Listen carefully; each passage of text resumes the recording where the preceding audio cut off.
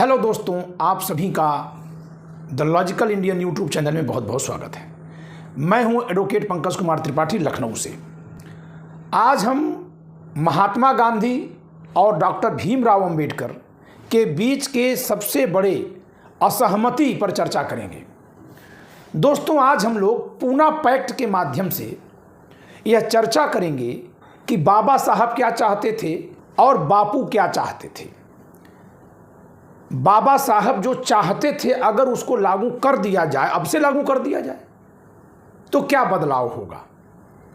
क्या स्थिति ऐसी है कि उसको अब से लागू कर लिया जाए?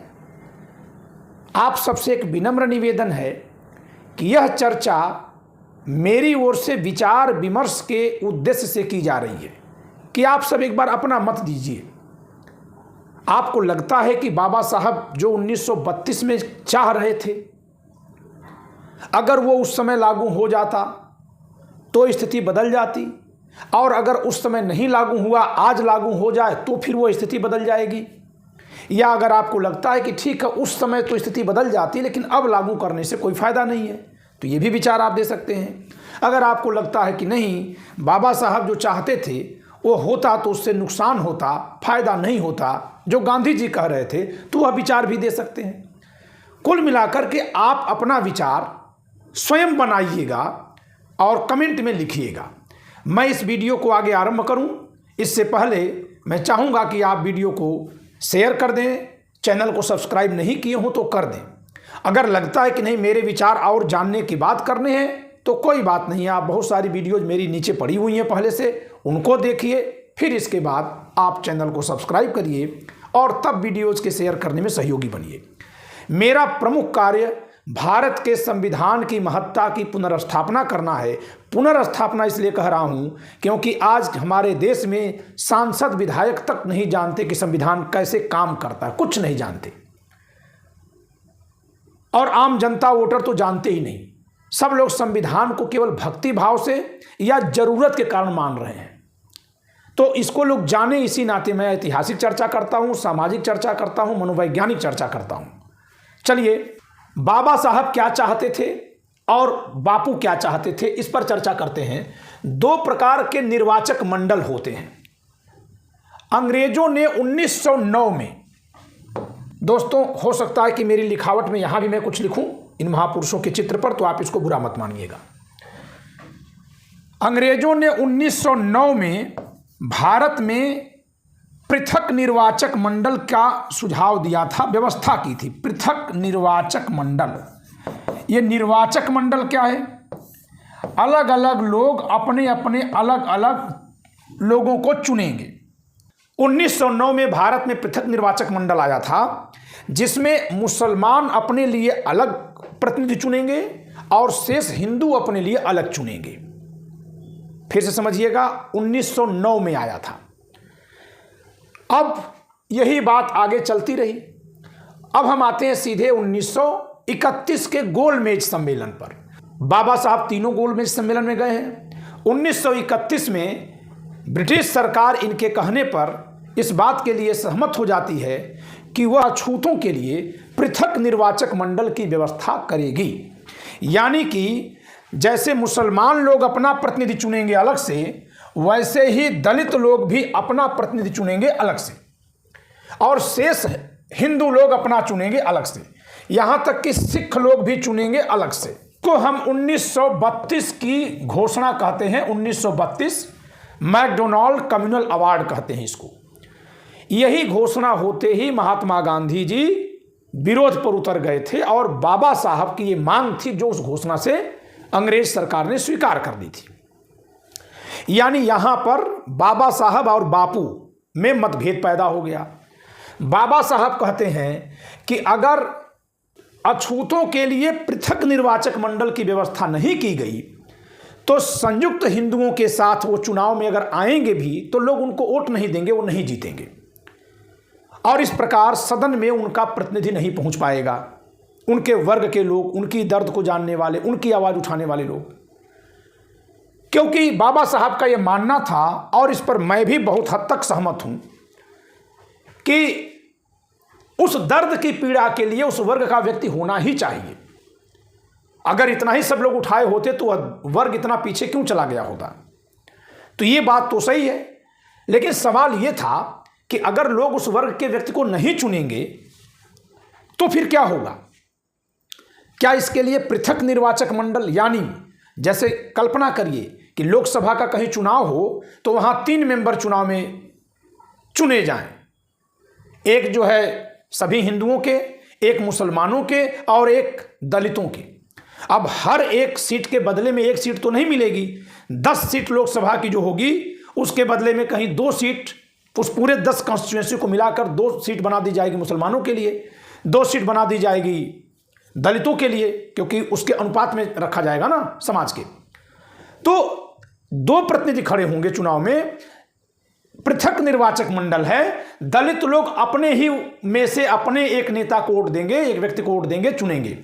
उसमें सामान्य हिंदू वोट नहीं देंगे, वो खुद अपने लिए अपना वोट देंगे और वह प्रतिनिधि उनका सदन में आएगा। तो इस प्रकार एक सीधा सीधा डिवीजन हो जाएगा। ये अगर पूरा हिंदू समाज मान लिया जाए तो इसमें से ये दलित समाज अलग हो जाएगा, ये अपने में से प्रतिनिधि चुनेगा और ये लोग अपने में से चुनेंगे। तो यहाँ की राजनीति अलग होगी, यहाँ की अलग होगी। अब आप खुद बताइए कि यहाँ से कोई विधायक जो चुनाव लड़ेगा वो यहाँ जाके खाना क्यों खाएगा जो आज हो रहा है। तो गांधी जी कह रहे थे कि अगर ऐसा कर दिया गया तो जो दलितों का हिंदुओं के साथ एकीकरण का प्रयास है कि जल्दी से ये लोग एक में मिक्सअप हो जाएं, ये नहीं हो पाएगा, क्योंकि वो पहले से ही अछूत होकर के अलग थलग पड़े हैं और फिर उनको एक क्लब में करके अलग छोड़ देंगे तो वो एकदम ही अलग हो जाएंगे। ये गांधी जी का मानना था। आप इससे कितना सहमत हैं, नहीं सहमत हैं, ये आपको तय करना है। बाबा साहब कह रहे थे कि जब हम अलग हैं तो हमको अलग रहने में क्या दिक्कत है, हम आपके साथ आएंगे तो आप हमको चुनाव लड़ने नहीं देंगे, लड़ेंगे तो हमको जीतने नहीं देंगे। इसीलिए बाबा साहब पृथक निर्वाचक मंडल की मांग कर रहे थे। अब गांधी जी ने आमरण अनशन किया और बाबा साहब वहां जाते हैं, समझौता होता है 24 सितंबर 1932 को। इसमें बात क्या हुई, बात दोनों के बीच की निकल कर आई। गांधी जी ने कहा कि आपको लगता है कि आपके वर्ग के लोग अगर चुनाव लड़ेंगे तो शेष हिंदू वर्ग के लोग उनको वोट देकर चुनाव में नहीं चुनेंगे। ऐसा होता है, आज भी हो रहा है समाज में, तब तो खैर कोई पूछता भी नहीं। तो ऐसा करिए कि हम इसी में से सीट रिजर्व कर देते हैं। क्यों न ये फार्मूला अपनाया जाए कि ये हिंदू हैं, आप भी हिंदू हैं, आप अलग नहीं रहेंगे। इसमें ये बहुत सारी सीटें हैं जो सामान्य सीटें हैं, ठीक, और इसी में से कुछ सीटें हम रिजर्व कर दे रहे हैं। जितना आपको प्रतिनिधिमंडल मिल रहा है पृथक करने पर, उतनी सीटें हम रिजर्व करवा दे रहे हैं। यहां पर केवल आप ही के वर्ग के लोग चुनाव लड़ेंगे और शेष सब लोग वोट केवल देंगे। यानी सवर्णों के पास और आज का जो ओबीसी वर्ग है उसके पास अपना प्रतिनिधि अपनी जाति का चुनने का विकल्प होगा ही नहीं। हम चुनाव ही नहीं लड़ेंगे।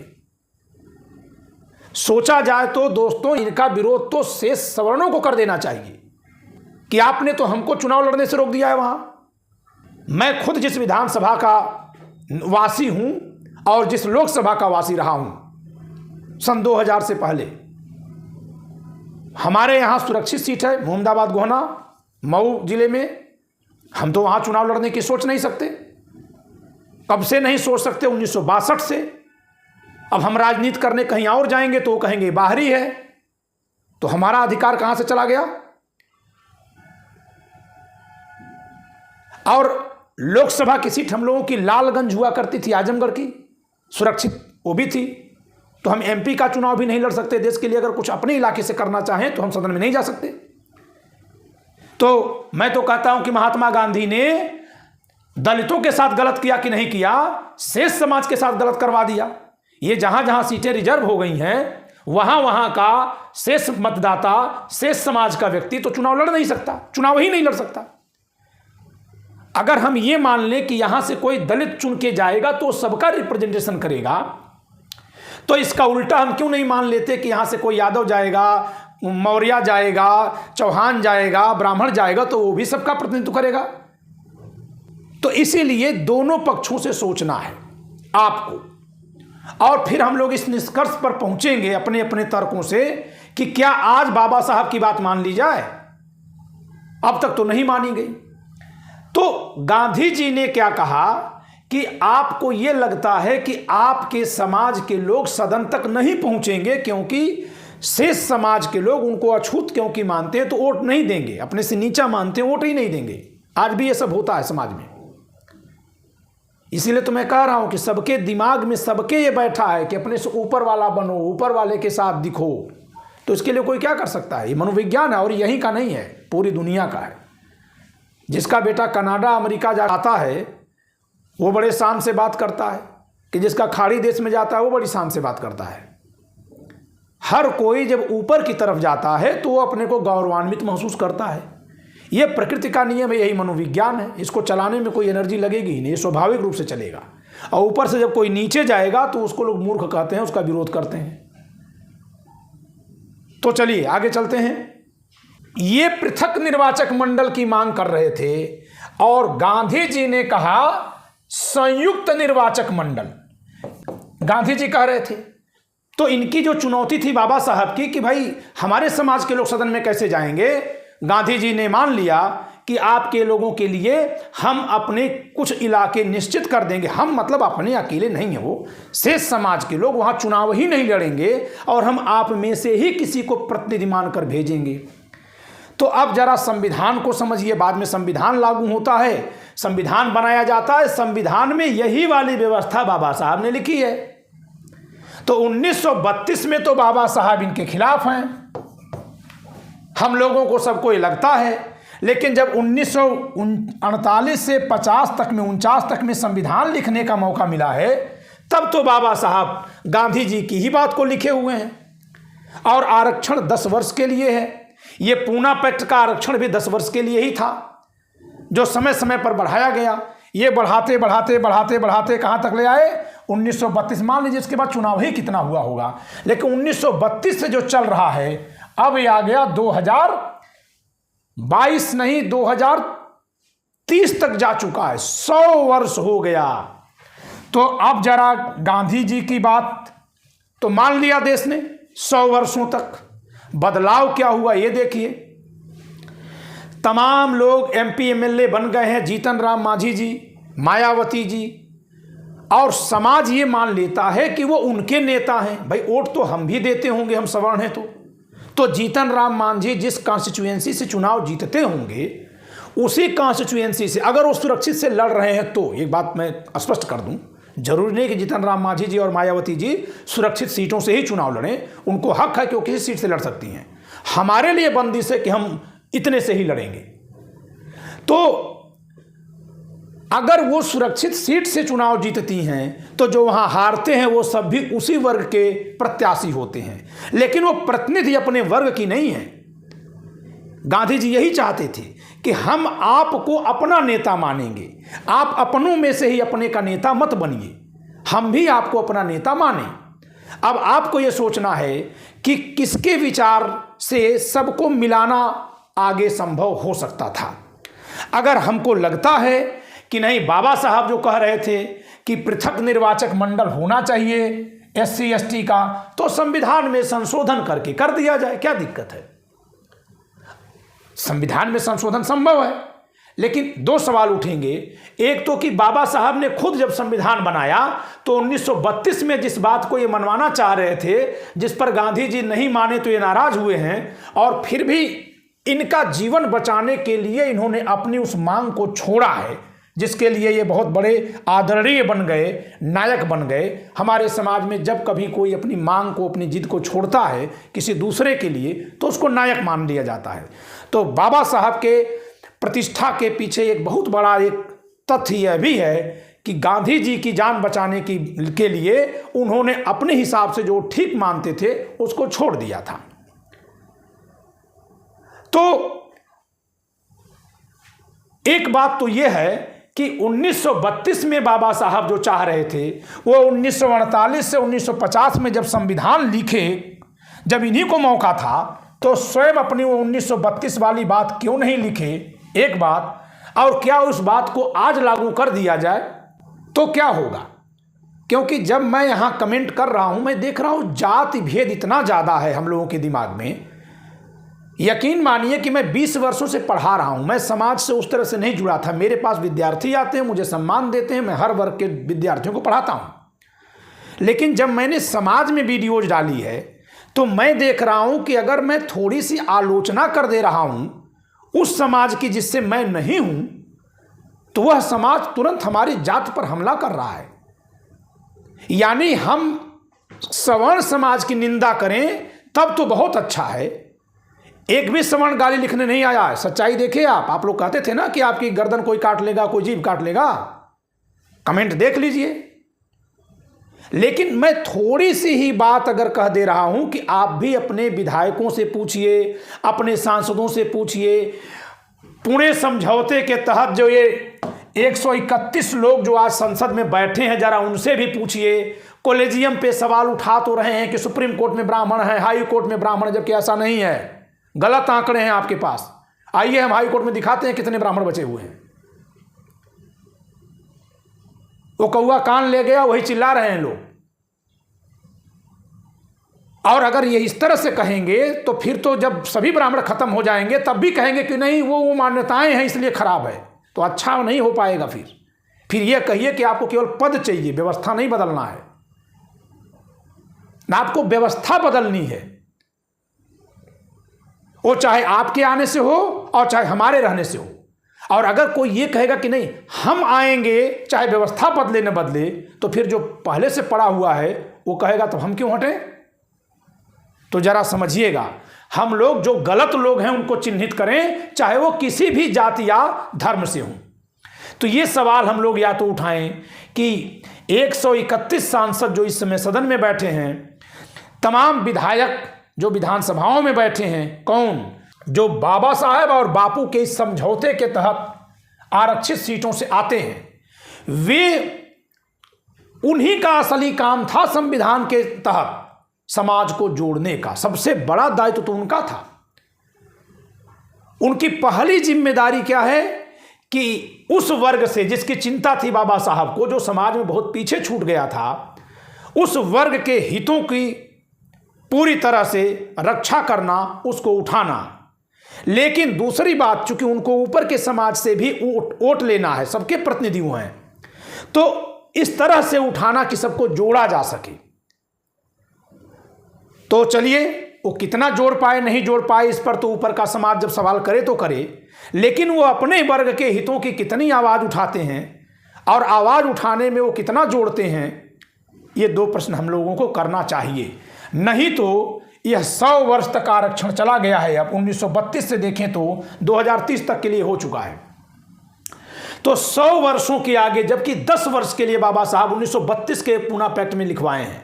हाँ, उसमें यह लिखा है कि आगे ये आरक्षण तब समाप्त किया जाएगा जब उसी वर्ग से वोट करवाया जाएगा कि क्या उनका रिप्रेजेंटेशन हो गया। केवल 10 वर्ष के लिए मांग किए थे बाबा साहब। संविधान में जब लिखा गया तो फिर वोटिंग की तो बात ही नहीं लिखी गई, सिर्फ 10 वर्ष के लिए लिखा गया।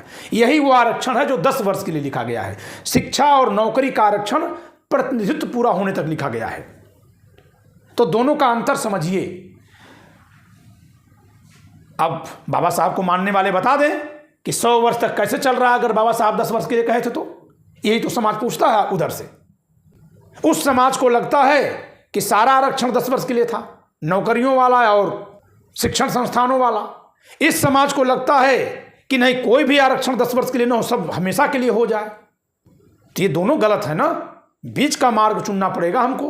खैर, तो दोस्तों आज हमने जो चर्चा की वो ये की कि बाबा साहब और बापू के बीच जो 1932 में टसल था, जिस बात को लेकर के बाबा साहब ने अपने तमाम दस्तावेजों में गांधी जी की आलोचना लिखी है, वो पृथक निर्वाचक मंडल को लेकर था। लेकिन देश के आज़ाद होने के समय पर जब संविधान का निर्माण किया गया, जिसमें सबसे प्रमुख निर्माणकर्ता बाबा साहब स्वयं हैं, तो इन्होंने बापू की ही बात को उसमें लिखा है। जबकि बापू 1948 के जनवरी में ही चले गए हैं, उसके बाद ही सारा संविधान लिखा गया है। तब तो बापू थे ही नहीं रोकने के लिए। अब तमाम लोग आ जाएंगे हमारी वीडियो में, लिखेंगे ये मैनिपुलेट कर रहे हैं, इनकी बात मत सुनो। 1-2 लोग लिख रहे हैं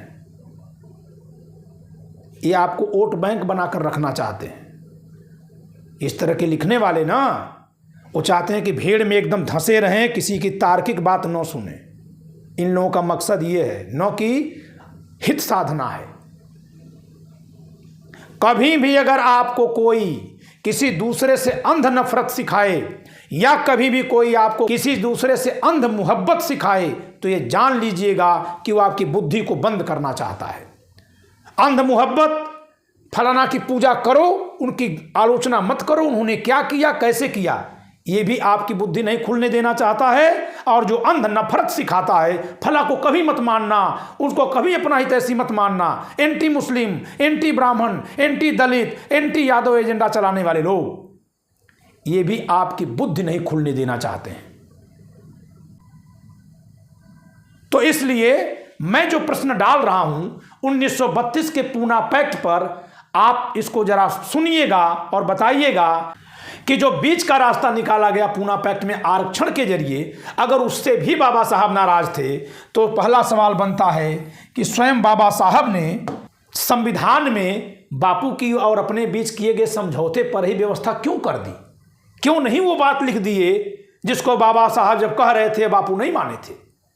एक सवाल। दूसरा, अगर बाबा साहब यही चाहते थे कि पृथक निर्वाचक मंडल उनका हो, दलित समाज का, अछूत समाज का, तो क्यों ना अछूत समाज का पृथक निर्वाचक मंडल सोच करके देख लिया जाए,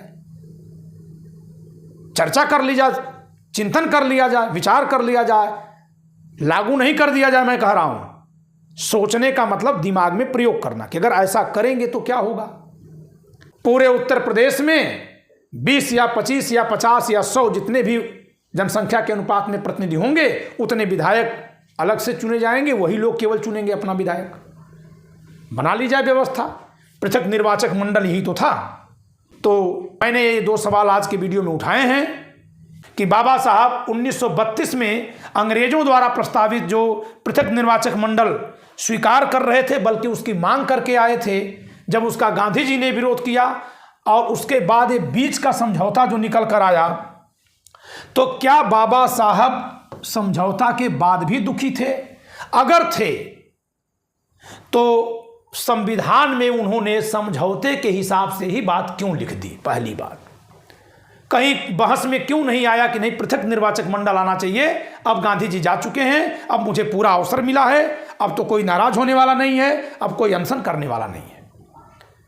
क्या कहीं संविधान सभा की डिबेट में ये बात आई है? अगर नहीं आई तो क्या ये मान लिया जाए कि बाबा साहब को समझ में आया था कि बापू जो कहे थे वो कहीं गलत नहीं था? एक बात। दूसरी बात कि अगर बाबा साहब किसी दबाव के कारण या उससे असहमत होने के बावजूद भी कि चलिए भाई ठीक है, जो व्यवस्था है उसी को आगे बढ़ाते हैं, है तो अच्छा यही कि अलग हमारा हो, अगर बाबा साहब इसके बाद भी कहीं ये कहते हैं या उनकी इच्छा ऐसी दिखाई देती है, तो एक बार बाबा साहब की इच्छा के अनुसार संशोधन करने के लिए सोचा जाए दिमाग में कि क्या ऐसा कर देना ठीक रहेगा। अगर ठीक है तो कर दिया जाए। भाई किसी विचार को जब आप लागू करेंगे तभी तो समझ में आएगा ना कि इसके हानि लाभ क्या हैं, तो देख लिया जाए। तो ये 2 प्रश्न मैं आप सबके चर्चा के लिए छोड़ता हूं। इस पर संभव है कि मैं रात में लाइव करूं जिससे आप सबके विचार भी आ सकें। एक ही गुजारिश है कि किसी की भी बात को उसके जाति धर्म के आधार पर प्रतिक्रिया का आधार मत बनाइए, ये रोकिए। ये संविधान को कमजोर करने वाली चीज़ है। संविधान व्यक्ति की गरिमा की बात करता है। अगर आप ऐसा नहीं कर रहे हैं तो आप संविधान को नहीं मान रहे हैं। संविधान स्वतंत्र चिंतन की बात करता है, और स्वतंत्र चिंतन तभी होगा जब हम दूसरे के प्रति प्रतिक्रिया व्यक्त करने में केवल उसकी बातों और विचारों पर प्रतिक्रिया करेंगे, न कि उसके पृष्ठभूमि और इसके अलग चीज़ों से नफरत या मोहब्बत रख कर करेंगे। उन चीज़ों को देखिए। आप मेरी बातों पर प्रतिक्रिया करते समय आप ये सोचिए कि एक ब्राह्मण समाज में पैदा व्यक्ति अगर न्याय की बात करेगा भी तो कितनी हद तक करेगा, करिए आप। एक दलित समाज में पैदा व्यक्ति अगर सबके साथ बराबरी की बात करेगा तो कितनी हद तक करेगा। एक ओबीसी समाज में पैदा व्यक्ति अगर सबके अच्छे हितों की बात करेगा तो कितनी हद तक करेगा, क्योंकि सब तो खांचे खांचे में से ही आ रहे हैं ना। ये सोचिए, लेकिन चर्चा उसकी बात पर करिए। इससे हमारी बुद्धि तीक्ष्ण होगी और हम संविधान के अनुरूप अपने देश का निर्माण करने में सक्षम हो सकेंगे। तो दोस्तों, आपने मेरे पूरे विचार जान लिए इस विषय पर, आपने सवालों को सुन लिया। अब आपसे एक विनम्र निवेदन है कि यदि आपको यह चर्चा महत्वपूर्ण लगती है, आपको लगता है कि भारत के लोगों में तार्किकता के प्रसार के लिए इस तरह के विषयों पर थोड़ी चर्चा होनी चाहिए, तो इस वीडियो को आप लाइक करिए और शेयर करिए। ऐसी ही चर्चा मैं करता रहूं, इसके लिए चैनल को सब्सक्राइब करके बेल आइकॉन जरूर पुश कर लीजिए, जिससे कि जैसे ही मैं वीडियो अपलोड करूं आपको सूचना तत्काल मिले और आप मेरे साथ जुड़ सके। आज के लिए इतना ही, धन्यवाद।